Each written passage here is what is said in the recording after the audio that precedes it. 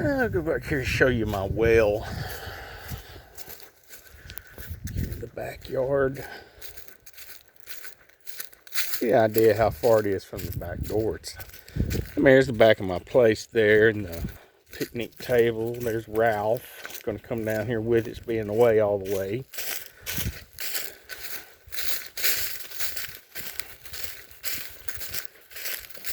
He likes to get out in front, and then he slows down.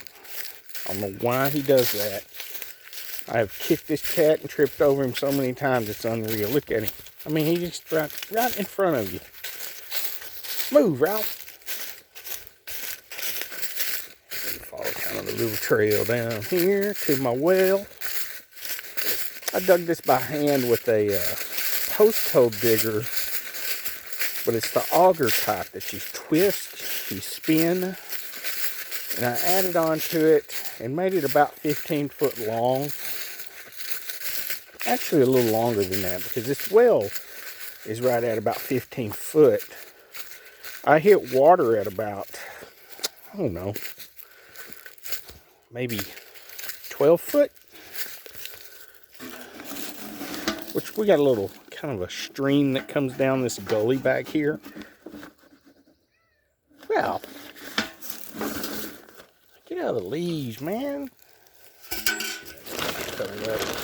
This thing cost me about $200 to do, which half of that was this well pump. I ended up buying a little better one that was made in USA. You can get cheaper ones, but I thought, hell, this is the kind of thing that you buy. You shouldn't ever have to buy one of these again. You know what I mean?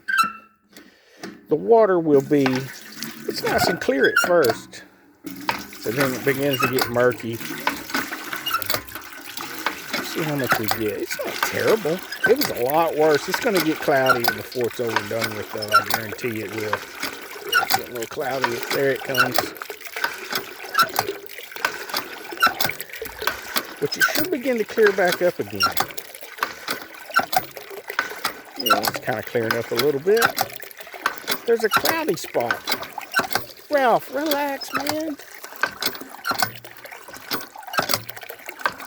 There's one bucket. I believe this is a 2.5 gallon bucket.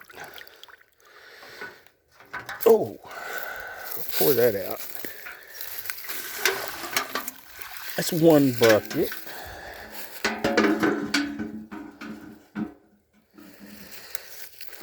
You need to watch it, Ralph. You're going to get stepped on. Let's see if we can get 2 full buckets. See, it's not too terrible. It's like there's a cloudy spot. But you honestly, you have to pump these a lot before you ever start getting clear water. When I first dug it, I pumped it. I come down here about 6 or 8 times a day and we pump it dry. You pump, then it'll start sucking. See, it's sucking air now. You hear it? Listen. Now it's sucking air. So I got, you know, you can pump about that goddamn cat. You can pump about 5 gallons out of it.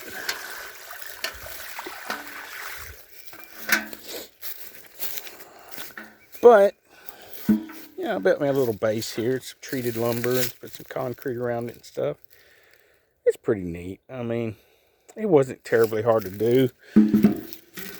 Like I say, a couple $100. It's kind of nice to have a source of water, even though it's not perfectly clear, clean drinking water. It is water to, you know, flush a commode, stuff like that. That cat is goofy. I'm surprised he's not meowing. He's usually, I call him Ralph because he's Ralph the Mouth.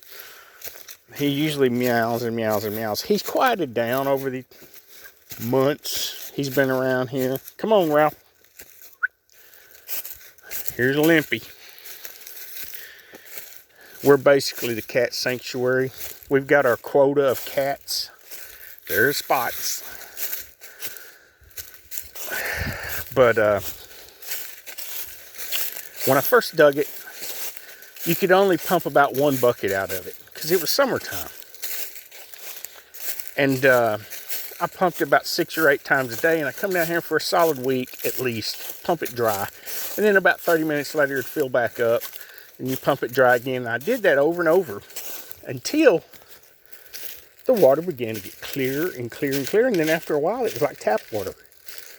You know, and I would set it on the counter in here in a mason jar with tap water beside it, and you could hardly tell the difference. But we've got a lot of rain now. That's uphill. That's why I'm out of breath. We've got a lot of rain now. So the water table's come up. And it's hitting another layer of sand and stuff in there. And it's kind of washing it down into the doodad. So now we're getting murky water again. And I'm not going down there 6 or 8 times a day like it was. I'll go down there once a day, pump it dry. And it's clearing up. It's been, you know, it's not terrible. You could use it now to flush toilets and stuff. And it probably will clear up again. But anyway, there's Mama Cat. Beautiful day outside. Beautiful. 70 degrees maybe. This cat just lounges in the lawnmower seat. You got to get out, Mama. She's fat as she can be. You got to get out and about, Mama. All the other kitties follow me down in the woods.